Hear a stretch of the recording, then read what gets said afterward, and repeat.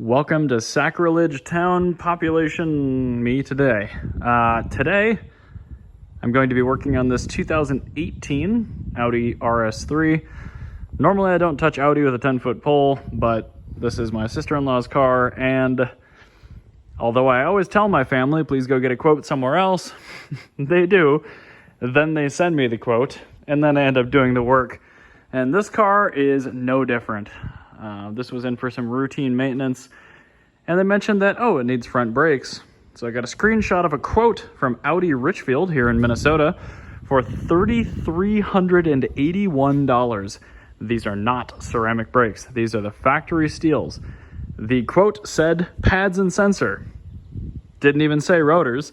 I did find out later that that quote does include rotors, and it makes it a little bit less absurd, but even still, for an OE equivalent pad set like that, you're looking at $80. And for front discs, and yes, I'm talking aluminum hat floating directional discs like are on the car right now, which it does not need, by the way, you're looking at about $400 delivered each. So still, even if you were talking, you're under $1,000, $900 all in for parts. Pads, they're pinned calipers. I'm guessing this is going to take like 30 minutes tops. Rotors, you're going to add another maybe hour to the job. So you're talking, to be fair, maybe $300, $400 in labor tops, even at a shop. So I'm just going to go ahead and do it. The pads are indeed thin, and there are 4 per caliper, which is interesting, but these rotors, there's no cracking at all on the drills. There's barely at all a lip here. They don't shake. And the actual total thickness, which I might end up grabbing a caliper, and usually there's a minimum thickness printed somewhere on the rotor, which I'm going to try to find as well. But they look fantastic. And keep in mind, this car only has 42,000 miles on it as well, and it hasn't been driven hard. So anyway, to do pads on a caliper like this, you're going to end up pounding out both of these pins, removing the anti-rattle clips, and then the pads will just come out, essentially. I do like giving myself the additional room for the new pad.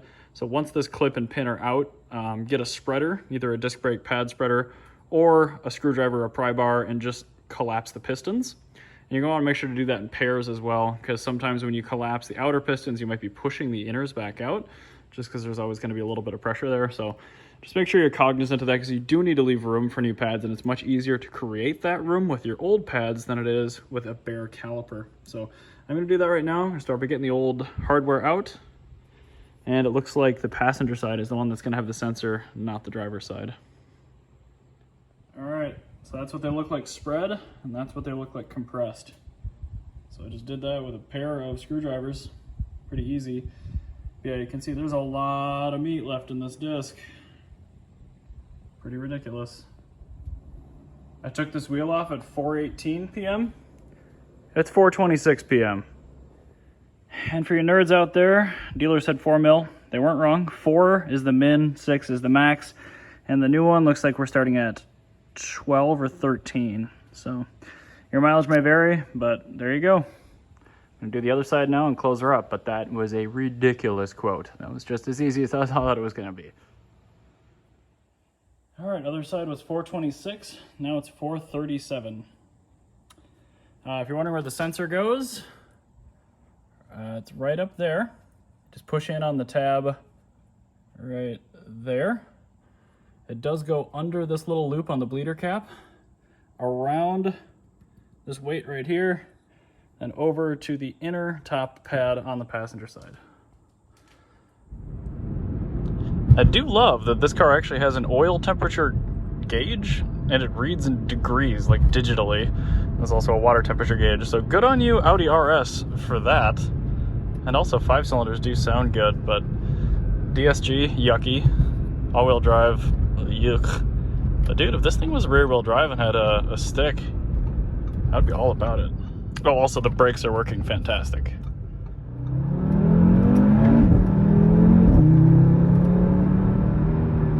I don't like that at all. It auto upshifted, and early. Stupid automatics. You should always let the person bang into the rev limiter if they're dumb enough to not shift. But anyway, brakes feel fantastic, so job well done either way.